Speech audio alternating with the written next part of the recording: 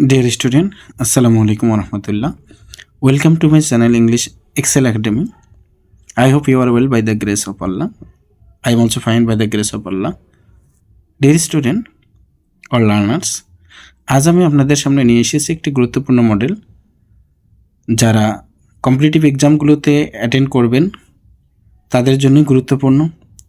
সব ধরনের স্টুডেন্টদের জন্য গুরুত্বপূর্ণ, যারা বিসিএস পরীক্ষা দিবেন, ব্যাংক, জব, এনটিআরসির পরীক্ষা সহ যে কোনো কম্পিটিটিভ এক্সাম, অ্যাডমিশন টেস্ট সহ সকলের জন্য এটা দরকার। অ্যাডভান্স লেভেলের এবং বেসিক লেভেলের স্টুডেন্টের জন্য খুবই জরুরি। আজ আমি আপনাদের সামনে যে মডেল টেস্টটা নিয়ে এসেছি সেটির ইংরেজিটা আমি সমাধান করব বা এটার ব্যাখ্যা একটু বলে দেওয়ার চেষ্টা করব। এখানে আমি সুবিধার্থে একটু টিক চিহ্ন আগে দিয়ে রেখেছি, আমি জাস্ট এখানে ব্যাখ্যা করব কী জন্য কোনটা কী হলো। চলুন আমরা দেখে নিই কোনটা কী কারণে হলো। আজ আমরা অনেক কিছু জানতে চেষ্টা করব ইনশাল্লাহ। কথা না পারি আমরা শুরু করি। Number 1, find out correct synonym of Hazard. আমাদের প্রথম শব্দটা হ্যাজার্ড, এটার সিনোনিম বা সমার্থক শব্দ বের করতে বলেছে। আমরা জানি হ্যাজার্ডের বাংলা অর্থ বিপত্তি বা বিপদ, এটা নাউন। আমাদের নিচে চারটির মধ্যে একটি শব্দ আমরা অর্থের সাথে মিল দেখতে পাচ্ছি, সেটা হচ্ছে ডেঞ্জার। এই ডেঞ্জার শব্দটার অর্থ হচ্ছে বিপত্তি বা বিপদ, এটাও নাউন হিসাবে এসেছে, এখানে নাউন আছে। তাহলে আমরা এটি সঠিক বলে ধরে নেব। হ্যাজার্ড মানে বিপত্তি, ডেঞ্জার মানে বিপত্তি, নাউনের সাথে মিলে গেছে। এবার আসি আমরা 2 নম্বর, Nasim will discuss the issue with Rafiq dash phone. Nasim আলোচনা করবে বিষয়টি রফিকের সাথে ড্যাশ ফোন। আমরা জানি এই ফোন, টেলিফোন, মোবাইল ফোন, যে কোনো ফোনে কথা বলার জন্য যে প্রিপোজিশনটা ব্যবহার হয় সেটা হচ্ছে ওভার। আমরা যে কোনো সময় ফোনে কথা বলার সময় আমরা ওভার শব্দটি বা প্রিপোজিশনটি ব্যবহার করব। তাহলে সঠিকটা হবে Nasim will discuss the issue with Rafiq over phone. Number 3, every mother loves her child. এটাকে নেগেটিভ করতে বলছে। আমরা এর আগে অনেক নিয়ম পড়েছি নেমে গ্রামারে।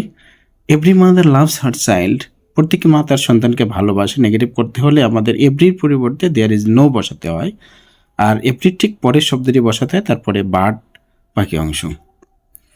আমরা চারটির মধ্যে একটি সেন্টেন্সেই দেখতে পাচ্ছি এভরির পরিবর্তে দেয়ার ইজ নো এসেছে এ নাম্বারে।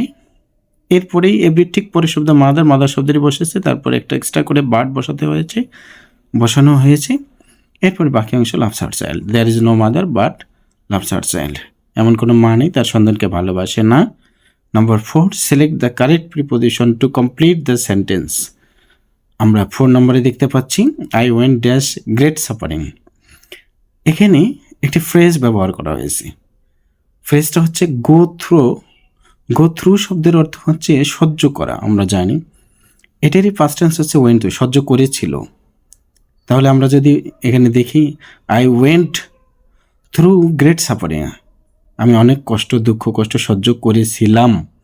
তাহলে আমরা ওই ফ্রেজটি মনে রাখতে পারলেই যে গো থ্রু সহ্য করে, এখানে গ্রেট সাফারিং হচ্ছে দুঃখ কষ্ট, এখানে সহ্য করার ক্ষেত্রে এসেছে। তাহলে আমরা এটিকে মনে রেখে এটা জানবো যে এটা পাস্ট টেন্স হওয়ার কারণে ওয়েন্ট থ্রু হয়েছে, আমাদের এটি correct. Number 5, we eat dash we may live. এখানে দুটি ক্লোজ এসেছে। একটি ক্লোজে আমরা দেখতে পাই একটা সাবজেক্ট একটা ফাইনাইট ভার্ব আছে, আরেকটি ক্লোজেও একটা সাবজেক্টের ফাইনাইট ভার্ব আছে। তাহলে এই দুইটি ক্লোজকে আমাদের একত্রিত করতে হবে, যেটা একটা কনজাংশন লাগবে। এই কনজাংশনটি আমরা ব্যবহার করব অর্থের সাথে মিল রেখে। আমরা খাই যেন আমরা বাঁচতে পারি, বেঁচে থাকতে পারি। আমরা দেখতে পাই যাতে, জাতের অর্থ আমরা for, because, so that, list, এগুলোর মধ্যে সো দ্যাট মানে যাতে, আমরা এটা নিব। উই ইট সো দ্যাট, আমরা খাই যাতে আমরা বাঁচতে পারি, সো দ্যাট নিলাম। এরপরে 6 নম্বরে আমরা যদি যাই, the verb of the word fool is. Fool মানে বোকা। আমরা এই শব্দটা যদি ভার্ব করতে হয়, আমরা জানি ফুলের আগে বি যোগ করলে ভার্ব হয়ে যায়। বি ফুল, বোকা বানানো। তাহলে আমরা ফুলের ভার্বকে জানলাম যে বি ফুল। এরপরে 7 নম্বরে a rolling stone gathers on no moss, এখানে হওয়ার কথা, অন হয়ে গেছে, ভুল প্রিন্টিং মিস্টেক। আমরা এই ঠিকটি প্রভাব বলে। A rolling stone gathers no moss. A rolling stone আমরা যদি এটা বাংলা করি, একটি ঘূর্ণায়মান পাথরে কখনো শ্যাওলা জমে না। এটা আসলে এখানে মস শব্দটা স্থায়িত্ব বা স্থিরতার অর্থে এসেছে, যে চটপটে চটপটে বলতে এখানে অস্থির প্রকৃতির মানুষের কোনো উন্নতি হয় না। এটার অর্থ হচ্ছে অস্থির প্রকৃতির মানুষের কোনো উন্নতি হয় না, স্থিরতা স্থায়িত্ব তার আগে সুইচ করা যাবে না, যে কোনো এক জায়গায় লেগে থাকলে সেখানে উন্নতির সম্ভাবনা আছে। এ ধরনের সেন্টেন্সকে এভাবে প্রভাব দিয়ে বোঝানো হয়েছে। আমরা এই যে রুলিং স্টোন, এই রুলিং স্টোনের এখানে আমাদের বলছে হেয়ার রুলিং ইজ কি হবে, ভার্ব, পার্টিসিপল, অ্যান অ্যাডজেক্টিভ না জিরান্ড। আমরা জানি এই রুলিং শব্দটা বসেছে এর পরে আবার নাউনের আগে। আমরা কয়েকটি নিয়ম আছে এখানে, আমি আপনাদের দুটি নিয়ম একটু বলে দিচ্ছি। এর পরে থাকার কথা নাউন, নাউন না থেকে রুলিং এসেছে এটা। আবার পরে দেখো নাউন আছে স্টোন, স্টোনের আগে যদি এ এবং নাউনের মাঝখানে কোনো কিছু আসে তাহলে আমরা ওটাকে ইজিলি অ্যাডজেক্টিভ বলতে পারি। তাহলে এটা অ্যাডজেক্টিভ হিসাবে, আর অ্যাডজেক্টিভ নাউনের আগে বসে, স্টোন একটা নাউন, তার আগে রুলিং এসেছে, অতএব এটি অ্যাডজেক্টিভ হবে। এরপরে আসি আমরা 8 নম্বরে, ইট is many years since. It is many years since, আমাদের এখানে একটি নিয়ম আছে। সিন্সের একটি নিয়ম আমরা জানি, সিন্সের আগে যদি প্রেজেন্ট ফর্ম হয়, প্রেজেন্ট টেন্স হয়, পরে পাস্ট ইনডিফিনিট হয়। প্রথমে যদি পাস্ট ইনডিফিনিট হয়, পরে পাস্ট পারফেক্ট হয়। সিন্সের আগে আমরা দেখতে পাচ্ছি প্রেজেন্টের টেন্স, প্রেজেন্ট ইনডিফিনিট আছে, অতএব আমরা অবশ্যই পরের যে অংশটা ক্লোজটা হবে সেটা পাস্ট ইনডিফিনিট করব। আমরা নিচে দেখতে পাচ্ছি পাস্ট ইনডিফিনিটে একটি সেন্টেন্সে আছে C number, I met you. It is many years, অনেক বছর হয়ে যায় গেল যেটি আমি তোমার সাথে সাক্ষাৎ হয়নি, এটা আমরা সঠিক বলে ধরে নেব সি নাম্বারটি। এবার 9 নম্বরে আসি, what you do at this moment, the correct form of the verb. এখানে কারেক্ট ফর্ম কোনটা হবে? আমরা জানি অ্যাট দিস মোমেন্ট এখানে একটা চিহ্ন আছে, at this time, at this moment, now, এই যে চিহ্নগুলো, এগুলো থাকলে প্রেজেন্ট কন্টিনিউয়াস টেন্স হয়। আর আমরা জানি যে ডাব্লিউএস ওয়ার্ডের পরেই প্রশ্নবোধক করতে হলে ডাব্লিউএস ওয়ার্ডের পরেই একটি অক্সিলারি ভার্ব দিতে হবে। আমরা এখানে অক্সিলারি ভার্ব দেব। কোন অক্সিলারি ভার্ব? যেহেতু আমরা জানলাম অ্যাট দিস মোমেন্ট থাকলে প্রেজেন্ট কন্টিনিউয়াস টেন্স হয়, অতএব অ্যাম ইজ আরের মধ্যে যে কোনো একটা দিতে হবে। ইউ একটা সাবজেক্টের সাথে বসে হলো আর, তাহলে আমরা এখানে দেব হোয়াট আর ইউ। আর কন্টিনিউয়াসে আমরা জানি ভার্বের সাথে আইএনজি হয়, what are you doing at this moment, তাহলে আমরা এটাকে সঠিক বলবো are you doing, C number. এবার আসি 10 নাম্বার, সকাল থেকে গড়ি বৃষ্টি হচ্ছে। সকাল থেকে গড়ি বৃষ্টি হচ্ছে কোনো দীর্ঘ সময় ধরে হওয়া একটি কাজ এখনও যদি চলছে, তাহলে আমরা সেটাকে প্রেজেন্ট পারফেক্ট কন্টিনিউয়াস টেন্সে গঠন করব। আর আমরা জানি প্রেজেন্ট পারফেক্ট কন্টিনিউয়াস টেন্সে গঠন করতে সাবজেক্টের পরে হ্যাভ বিন অথবা হ্যাজ বিন থাকতে হবে, ভার্বের সাথে আইএনজি দেখতে হবে। আমরা এখানে হ্যাভ বিন, হ্যাজ বিন 3টি সেন্টেন্সে দেখতে পাচ্ছি, আর ওই সেন্টেন্সে সিন্স অথবা ফর বসবে, সিন্স অথবা ফর বসবে। আরেকটি হচ্ছে নির্দিষ্ট সময় যদি উল্লেখ থাকে তাহলে সেটা আমরা কি করব, সিন্স বসাবো, অনির্দিষ্ট সময় হলে ফর বসাবো।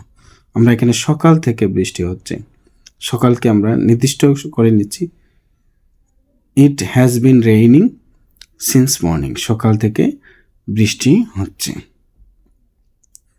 এবার আসি আমরা 11 নম্বরে, এ reward has been announce for the employees who hard. এখানে একটি সেন্টেন্স হচ্ছে এ reward has been announce for the employees who hard. এখানে হবে একটি অক্সিলারি ভার্ব, একটি ভার্ব বসবে আর কি, সঠিক ভার্বটি।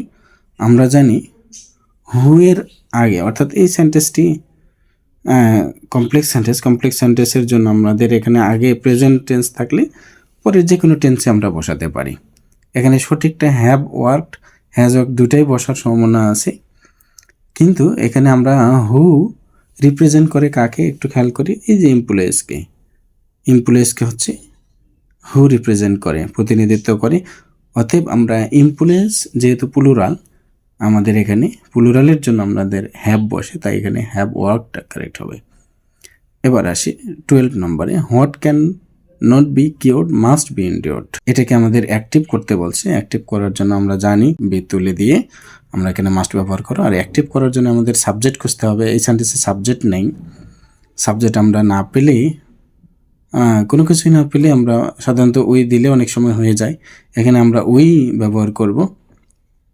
উই, তারপরে ক্যান নট বি পরিবর্তে মাস্ট দিলাম, তারপরে ভার্বের মাস্টের পরে প্রেজেন্ট ফর্ম বসে মডেল ভার্বের নিয়ম অনুসারে এন্ডিওর, আর প্রথম অংশটা, বাকি অংশ আমরা দিলাম what we can not cure.